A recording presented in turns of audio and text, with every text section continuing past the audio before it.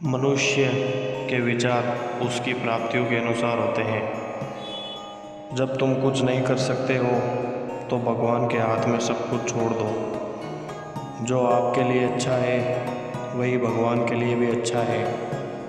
अगर आप बुरे कर्म करते हो तो उनके परिणामों का सामना करना होगा। आपके मन की अपनी ओर जीत कर ले तो उसमें ही आपकी शक्ति होती है।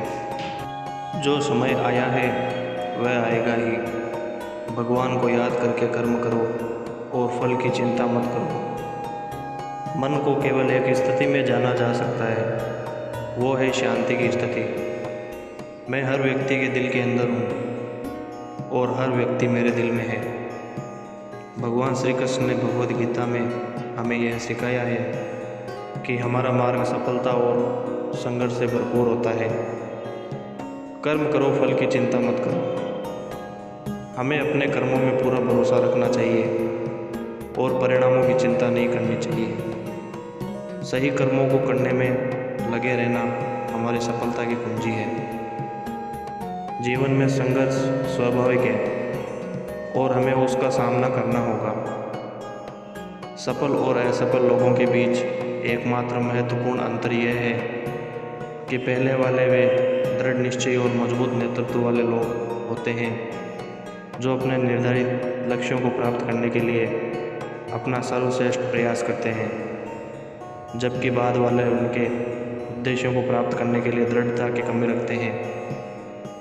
जो आप हमेशा से चाहते हैं उसे प्राप्त करने का प्राथमिक चरण उस पर अपना ध्यान केंद्रित करना और लक्ष्य के रूप में लगातार उसका पीछा करना होना है। जब यह विश्लेषण करने की बात आती है कि वे सफल या असफल, तो कड़ी मेहनत और दृढ़ संकल्प की एकमात्र विशिष्ट कारक है।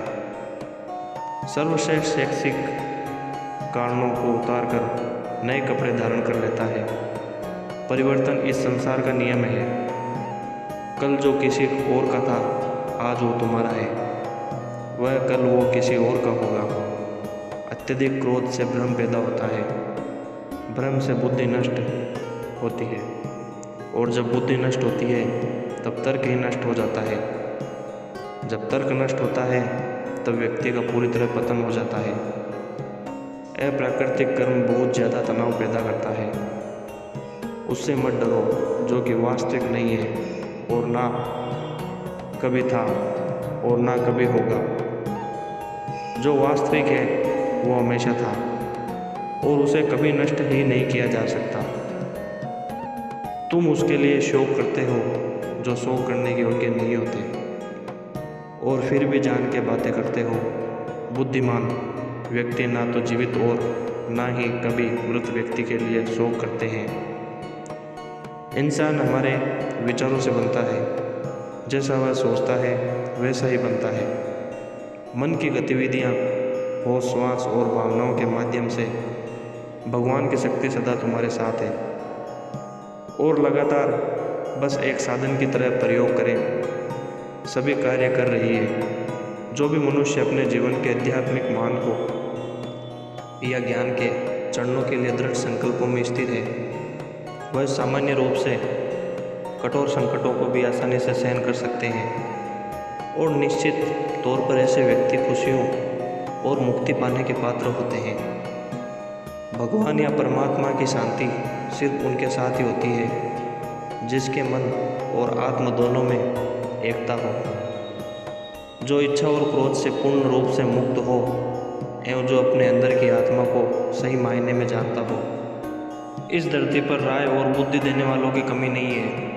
आपको कदम कदम पर सिखाने वाले मिल जाएंगे, पर मेरी इस बात को याद रखना, वे जब भी आपको राय देंगे तो ऐसा नहीं है कि उनकी राय सही हो, इसलिए आप उनकी सुने, पर करें वही जो आपका मन कहे।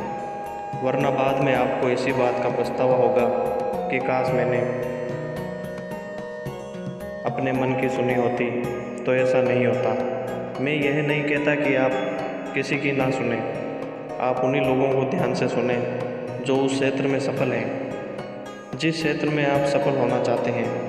क्योंकि जब कोई सफल व्यक्ति आपको कुछ सुनाएगा तो उसकी बातों में वह सच्चाई और स्पष्टता होगी जिसकी आपको सफल होने के लिए जीवन में ज़रूरत पड़ेगी। अगर ऊपर बताए गए सभी विचारों को आप अच्छे से पढ़ें और उन्हें आत्मसात कर लिए हैं तो सफलता के रास्ते में आने वाली कठिनाइयाँ कम हो जाएगी और आप जोश के साथ आगे बढ़ते जाएंगे।